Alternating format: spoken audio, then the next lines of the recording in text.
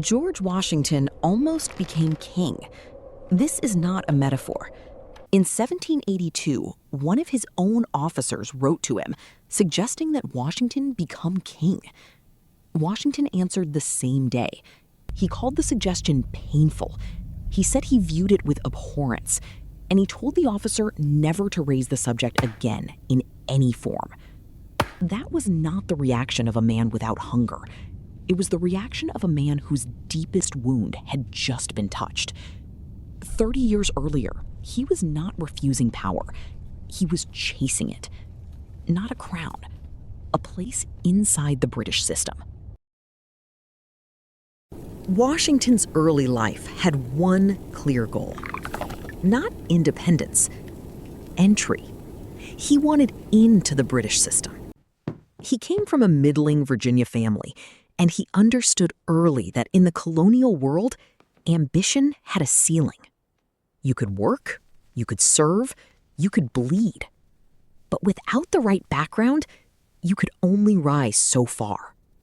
What Washington wanted was a British regular commission.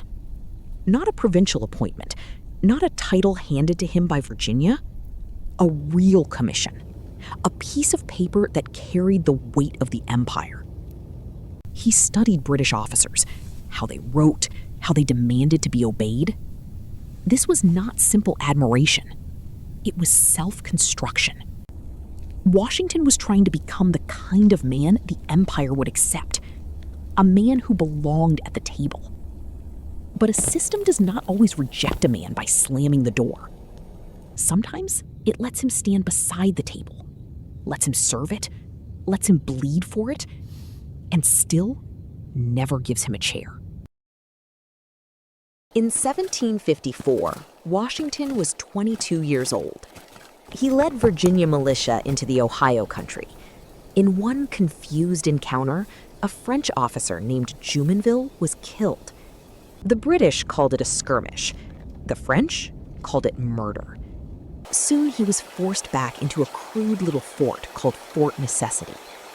Rain, mud, darkness. French forces surrounded him. That night, in bad light, through translation, with rain drowning out the words, Washington signed a surrender document. It was written in French, and inside that document was one word: l'assassinat, murder. His signature was now attached to a confession he had never meant to give. The French sent it across Europe. The British placed the blame on the 22-year-old colonial officer. For Washington, this was not only a military failure. It was an attack on the thing he cared about most: his name. He could survive defeat, but he could not allow others to define what his defeat meant. He sat down. He wrote. He arranged the facts.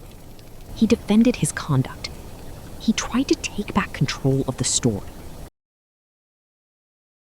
The next year, General Edward Braddock arrived from Britain with regular troops. Washington joined him as a volunteer aide. No salary, no formal rank. Because accepting a provincial rank would place him beneath British officers he believed he should stand beside. He was not avoiding rank because he was modest. He was avoiding the wrong kind of rank. Braddock marched in the European way. Straight lines, fixed formations. An army built for open ground and visible enemies. Washington warned him, this was not Europe.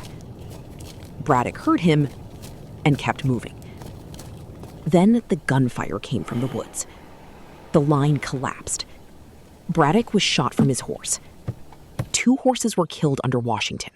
4 bullets tore through his coat. He survived. But the system's answer was still clear. Brave, useful, necessary. But not one of us.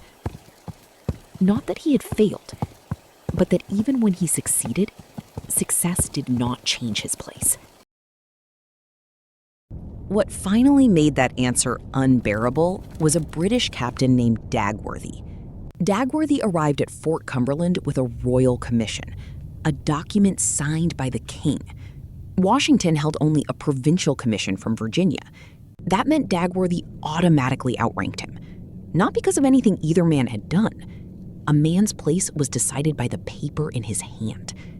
All his effort, all his discipline, all his service, all the bullets through his coat, none of it outweighed the wrong kind of commission. In February 1756, he rode nearly 500 miles north to Boston to meet William Shirley, the British commander-in-chief in North America. He brought his record of service. This was not a desperate ride. It was an argument on horseback. Shirley gave him a partial ruling. Under certain conditions, Virginia field officers could outrank lower-ranking royal officers. He wanted status. Shirley gave him an exception. So Washington rode back. The answer had changed shape, but not meaning. The system did not need his performance. It needed his birth.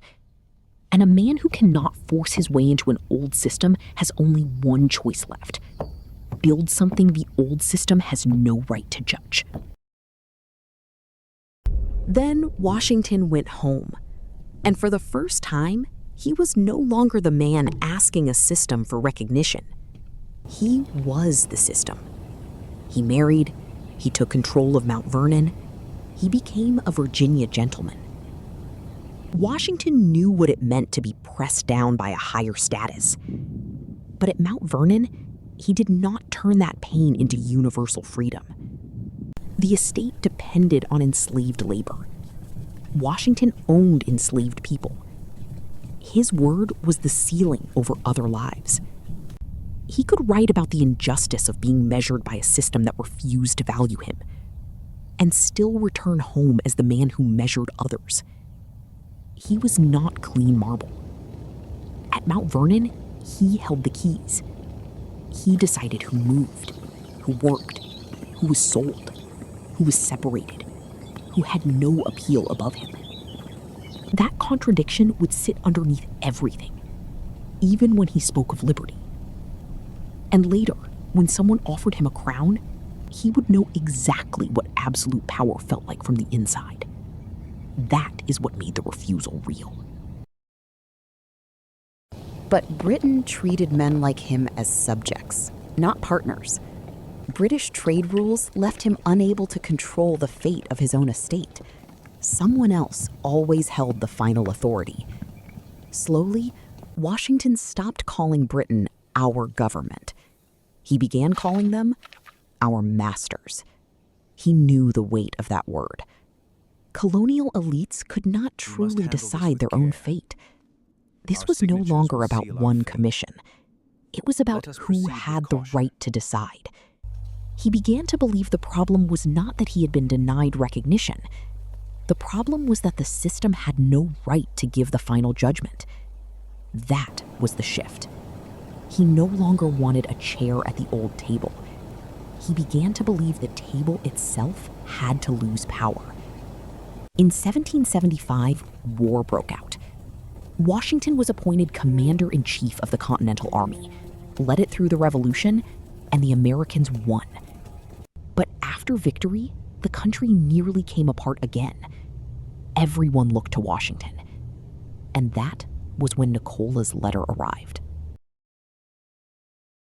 Louis Nicola was a respected officer. His logic was clear. Republics were fragile. The Confederation was failing. America needed a stable, permanent, trusted leader. And that person could only be Washington. The letter was careful, almost gentle. Nicola thought he was offering Washington the highest honor. But Washington heard something else. He heard the old world asking him to become its American version. Inside the letter was the word king.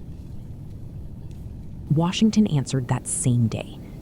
He did not give the idea even one night to live.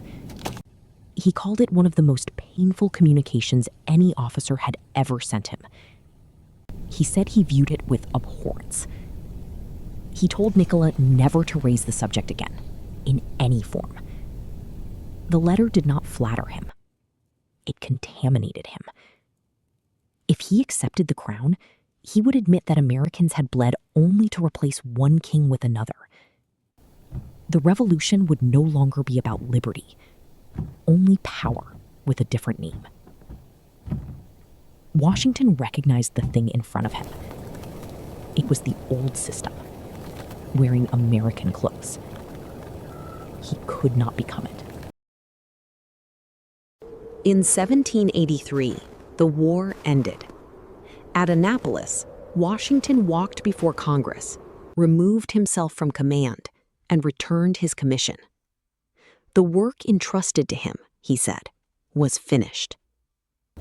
Men who command armies do not always give them back. Men surrounded by loyalty do not always return to civilian life. Men who are told they alone can save a country do not always refuse to become necessary forever. That is why the surrender of power had weight. But 4 years later, the Confederation government was near collapse. Debt, division, the shadow of rebellion.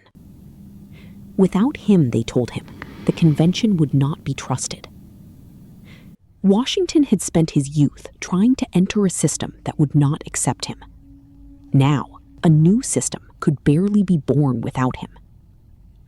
In 1787, he left Mount Vernon once more and went to Philadelphia. This time, not to take power, to limit it.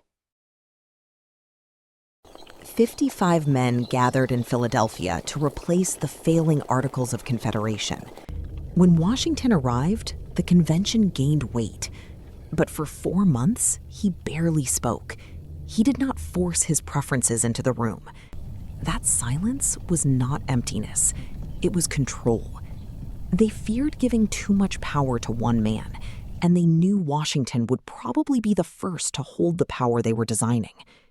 The man who could have taken everything was helping them build something else, a power that could survive after him. As a young man, he wrote careful letters because he wanted the empire to accept him. After Fort Necessity, he wrote to defend his name. After Nikola, he wrote to kill a dangerous idea. In Philadelphia, he chose silence, not because he had nothing to say, but because the country could not be built around him. The textbook Washington is a marble statue. The real Washington was not that. He signed a document in the rain that he could not read. He rode through winter for an answer he already feared. He wrote about liberty while owning enslaved people. He called Britain our masters, like a man who had carried that word for a long time. He was not humble. He was ambitious. He knew that a revolution could still grow a throne if people were grateful enough, afraid enough, or tired enough. So when power came back to him, he let it leave his hands. The crown was not destroyed. It was simply left on the table. No one put it on. Next, Franklin. The Constitution almost died on its last day. He saved it by admitting it wasn't perfect,